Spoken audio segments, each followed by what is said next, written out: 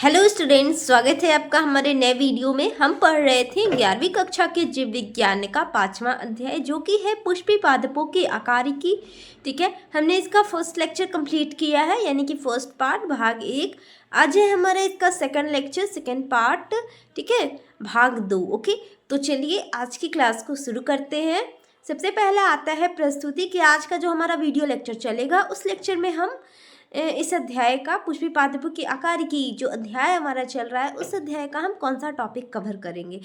तो ये basically completely NCERT based है। जैसे जैसे एनसीईआरटी में पढ़ाया गया है, बिल्कुल उसी तरह से टॉपिक कवर हुए हैं, तो आप पढ़ सकते हैं। आज हम पढ़ेंगे मूल, ठीक है, परिचय एवं उत्पत्ति के बारे में जानेंगे। फिर द्विबीजपत्री पादपों में मूल का विकास देखेंगे, फिर मूसला मूल तंत्र, फिर एक बीजपत्री पादपों में मूल तंत्र, और उसके बाद झकड़ा मूल तंत्र और अपस्थानिक मूल एवं मूल तंत्र के कार्य के बारे में पढ़ेंगे। ठीक है, चलिए एक एक करके सारे टॉपिक्स को देखते हैं। ठीक है, मूल, परिचय एवं उत्पत्ति। सबसे पहला आता है मूल का सामान्य परिचय। ओके, मूल का सामान्य परिचय क्या है? मूल पुष्पी पादप का एक प्रमुख भूमिगत अंग है। ठीक है, यह पौधे की संरचना का आधार बनाती है। सामान्यतः यह मिट्टी के अंदर विकसित होती है। ठीक है, मूल पौधे के स्थायित्व में सहायक होती है।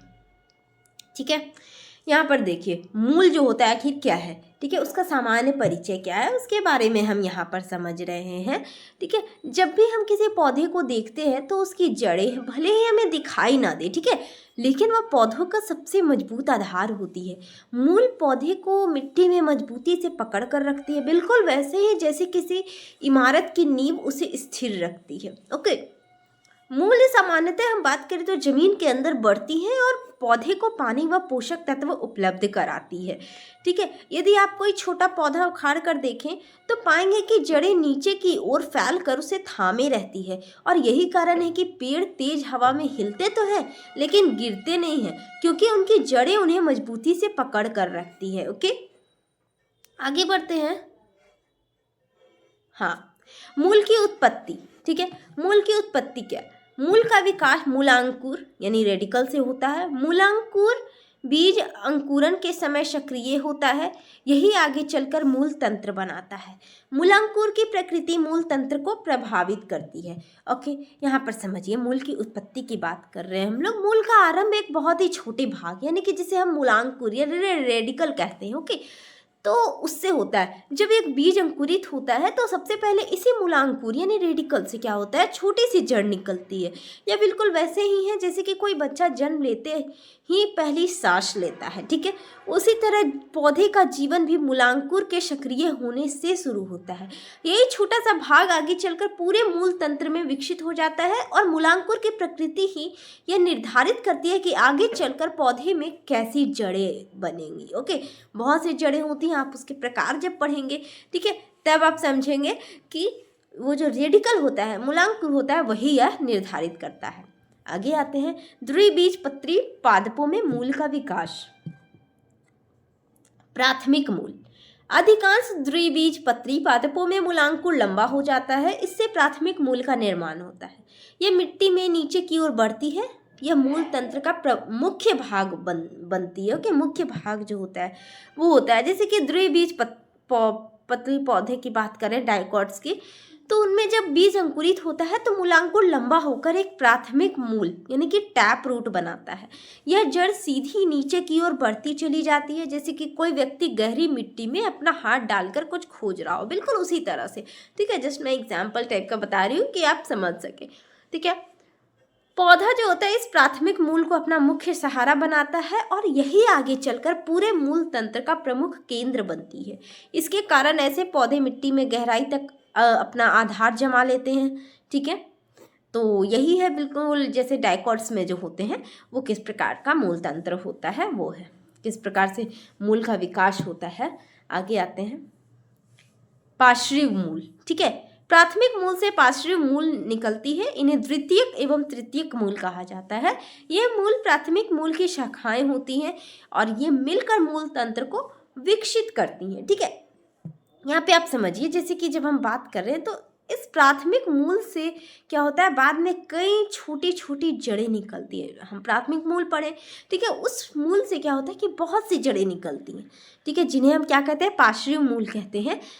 ये बिल्कुल ऐसे हैं जैसे कि किसी मुख्य सड़क से कई छोटी छोटी गलियां निकलती हूँ, ठीक है। पार्श्व मूल मिट्टी के अलग अलग हिस्सों से पानी और खनिजों को लेकर प्राथमिक मूल तक पहुंचाती हैं।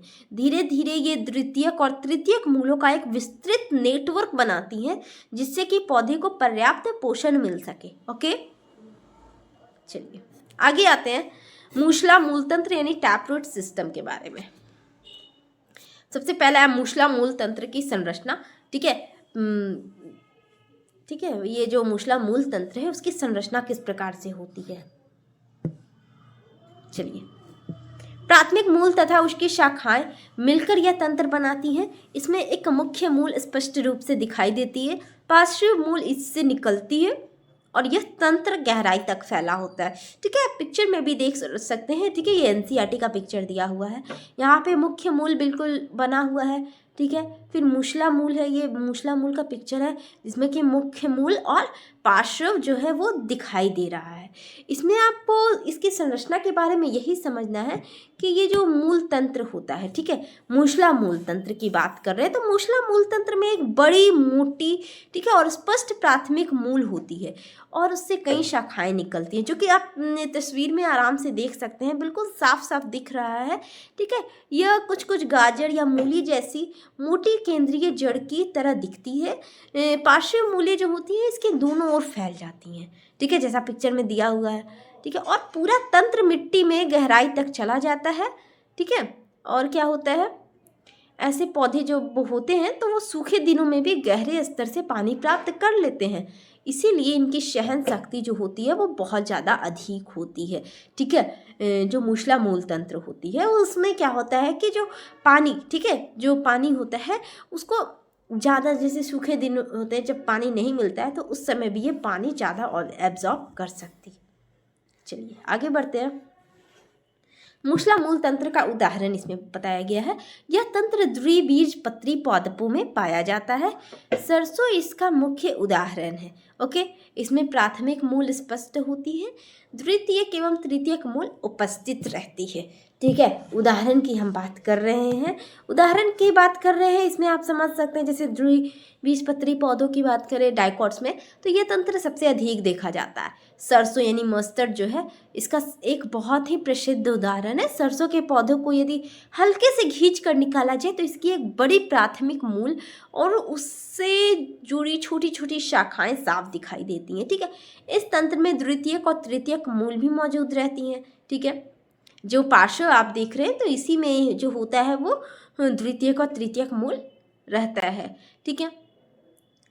फिर जैसे हम बात करें तो ये जो द्वितीयक और तृतीयक मूल जो बनते हैं वही जो होते हैं वो पौधे को मजबूत और पोषित बनाए रखते हैं। ओके, आगे देखते हैं। हाँ, एक बीजपत्री पादपों में मूल तंत्र कैसा होता है, ठीक है। मोनोकॉट्स की बात करें तो यहाँ पे देख सकते हैं आप।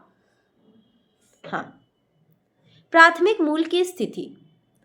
एक बीजपत्री पादपों में प्राथमिक मूल अल्पायु होती है, यह लंबे समय तक जीवित नहीं रहती है, यह स्थायी मूल तंत्र नहीं बनाती है, शीघ्र ही नष्ट हो जाती है। ओके, जब हम प्राथमिक मूल की स्थिति देख रहे हैं एक बीजपत्री पौधों में तो यहाँ पे आप समझ सकते हैं जब मोनोकॉट्स में जो होते हैं वो प्राथमिक मूल बहुत कम समय तक जीवित रहती है। यह शुरुआत में बनती तो है लेकिन जल्द ही सूख जाती है, ठीक है, और सूख कर नष्ट हो जाती है। आप इसे ऐसे समझ सकते हैं जैसे कि कोई अस्थायी व्यवस्था हो, ठीक है, जो शुरुआत में काम तो करती है लेकिन आगे चलकर उसकी ज़रूरत ही नहीं पड़ती है। एक बीजपत्री पौधे अपनी स्थायी जड़ें प्राथमिक मूल से नहीं बनाती हैं, क्योंकि प्राथमिक मूल जो होता है ना, जैसे कि स्टार्टिंग में तो बन जाता है मगर फिर वो धीरे धीरे सूख कर वो नष्ट हो जाता है, क्योंकि फिर उसका कुछ काम ही नहीं रहता है। ओके, फिर आप देख सकते हैं नई मूलों का विकास। प्राथमिक मूल के स्थान पर अनेक मूल विकसित होती है। ये मूल तने के आधार से निकलती हैं। ये लगभग समान आकार की होती हैं, इनमें कोई मुख्य मूल नहीं होती है, ठीक है। यहाँ के जैसे कि मैंने बताया कि जो शुरू में जो मूल बनी, ठीक है, तो वो नष्ट हो जाती है सूख कर, तो फिर क्या होता है, नई मूलों का विकास होता है। तो प्राथमिक मूल के नष्ट होने के बाद पौधे के तने के आधार से क्या होता है, अनेक समान आकार की नई मूलें निकलने लगती है और इन सभी मूलों का आकार लगभग बराबर होता है। ठीक है, और इनमें कोई मुख्य प्राथमिक मूल नहीं होती है। ठीक है, कोई भी प्राइमरी जो होता है ना वो नहीं होता है। तो ये मूलें जो होती हैं वो मिट्टी के ऊपरी परतों में फैलकर पानी को जल्दी जल्दी सोखती हैं। यह संरचना ऐसे पौधों को हवा से उड़ने से बचाती हैं। ठीक है, जो ये संरचना जो है ये बनी है, इस प्रकार की संरचना ये क्या करती है कि ऐसे पौधों को हवा से उड़ने से बचाती है। ठीक है, जैसे हवा चलता है, ठीक है, कोई कोई पौधे होते हैं जो टूट जाते हैं, गिर जाते हैं, ठीक है, उड़ जाते हैं, तो वो इससे बचाता है। ठीक है, क्योंकि जड़ें जो होती हैं वो चारों ओर फैलकर एक मजबूत आधार बना देती हैं। ओके, चलिए आगे देखते हैं। आगे झकड़ा मूल तंत्र यानी फाइब्रस रूट सिस्टम। देखिए झकड़ा मूल तंत्र की संरचना, अनेक पतली मूलें मिलकर झकड़ा मूल तंत्र बनाती हैं। इसमें कोई स्पष्ट प्राथमिक मूल नहीं होती है, सभी मूलें लगभग समान मोटाई की होती हैं।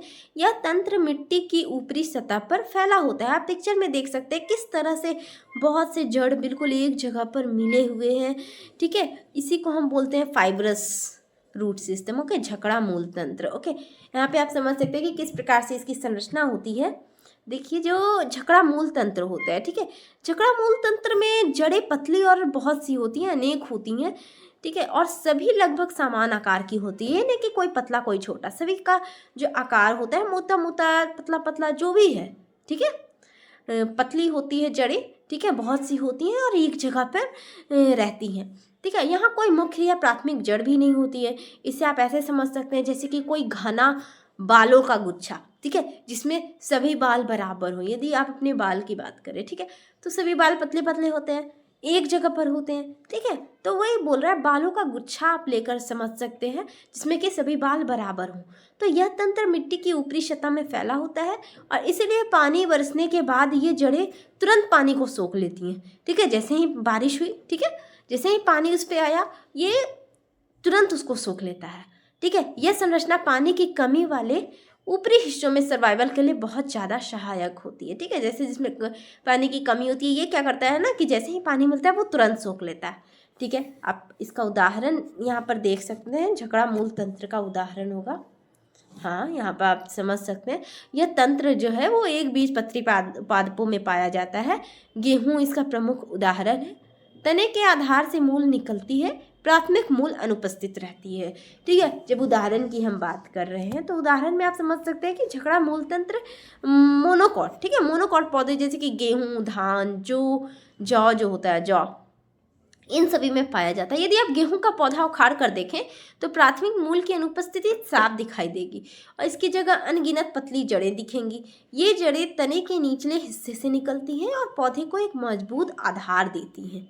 ओके, चलिए आगे आते हैं अपस्थानिक मूल एवं मूल तंत्र के कार्य। ठीक है, आज का लेक्चर का ये लास्ट टॉपिक है, अपस्थानिक मूल।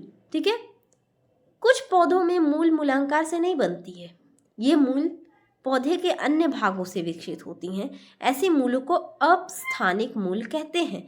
यहाँ पे आप पिक्चर देख सकते हैं, ये जो मूल है, ठीक है, ये क्या होता है कि ये मूलांकुर रेडिकल उससे नहीं बनता है ये, जबकि ये पौधे के अन्य भाग से विकसित होता है। ठीक है, इनमें आ जाते हैं घास और बरगद। ठीक है, घास हो गए, बरगद हो गए, इन सभी में ये अपस्थानिक मूल जो होती है वो पाए जाते हैं। जैसे कि कई पौधे होते हैं उनमें जो जड़ें होती हैं वो मूलांकुर से नहीं बनती है बल्कि पौधे के अन्य भागों से निकलती है, इन्हें अपस्थानिक मूल कहा जाता है। उदाहरण के लिए आप ले सकते हैं घास की जड़ें या बरगद के पेड़ की जटाएं, तो ये तने या शाखाओं से निकलती है और पौधे को अतिरिक्त सहारा देती है। बरगद की लटकती जटाएं जमीन में पहुंचकर नए आधार बना लेती है, जिससे कि पूरा पेड़ बहुत विशाल और मजबूत हो जाता है। ओके, और यह पौधे के लिए वैसा ही है जैसे कि किसी इमारत में अतिरिक्त खंभे जोड़ दिए जाएं। ओके, तो ये था। आगे आ जाइए, मूल तंत्र के प्रमुख कार्य के बारे में समझ लेते हैं। मिट्टी से जल का अवशोषण करती है, खनिज लवणों को ग्रहण करती है, पौधे को मिट्टी में मजबूती से जकड़ती है, कुछ पौधों में भोजन का संचय करती है। ओके, अब यहाँ पे आप समझिए, जो ये मूल तंत्र के प्रमुख कार्य की हम बात कर रहे हैं कि इसका कार्य क्या क्या होता है। जैसे आप समझिए, जो मूल प्रणाली पौधे के जीवन का आधार है, जो मूल जो है मूल प्रणाली वो क्या होता है, प्लांट्स जो होता है उनका जीवन का आधार है। यह मिट्टी से पानी और खनिज लवणों को अवशोषित करती है, ठीक है, और उन्हें पौधे के अन्य भागों तक पहुँचाती है। यह पौधे को मजबूती से मिट्टी में जकड़ कर रखती है ताकि हवा, बारिश या अन्य बाहरी दबाव पौधों को गिरा न सके। कई पौधे जैसे कि मूली, गाजर, शकरकंद होती है, अपनी जड़ों में भोजन संचित भी करते हैं, जिसे बाद में सब्जियों के रूप में हम खाते भी हैं। वो बेसिकली सब्जी जो होता है वो बेसिकली मूल ही होता है, ठीक है, रूट होता है वो, ओके, रूट ही होता है, उसे ही हम खाते हैं। कुछ कुछ वैसा भोजन होता है, ठीक है, जिसे हम बाद में सब्जियों के रूप में खा लेते हैं। और मूल प्रणाली बिना किसी शोर शराबे के पौधे के लिए अदृश्य नायक की तरह काम करती है, ठीक है। ये बहुत ज़्यादा यूज़फुल होते हैं, बहुत ज़्यादा काम में मदद आती है। आगे आते हैं संक्षेपण, यानी आज की क्लास में हमने क्या क्या पढ़ा। आज हमने पढ़ा मूल, ठीक है, उसकी परिचय एवं उत्पत्ति के बारे में देखा। फिर द्विबीजपत्री पादपों में मूल का विकास हमने देखा। फिर मूसला मूल तंत्र पढ़े। फिर एक बीजपत्री पादपों में मूल तंत्र देखा। फिर झकड़ा मूल तंत्र के बारे में जाने, उसके बाद अपस्थानिक मूल, और फिर मूल तंत्र के कार्य के बारे में हमने समझा। ओके, ठीक है, तो फिर मिलते हैं हम लोग अगले वीडियो में। ओके, आज के लिए इतना ही। ओके, धन्यवाद।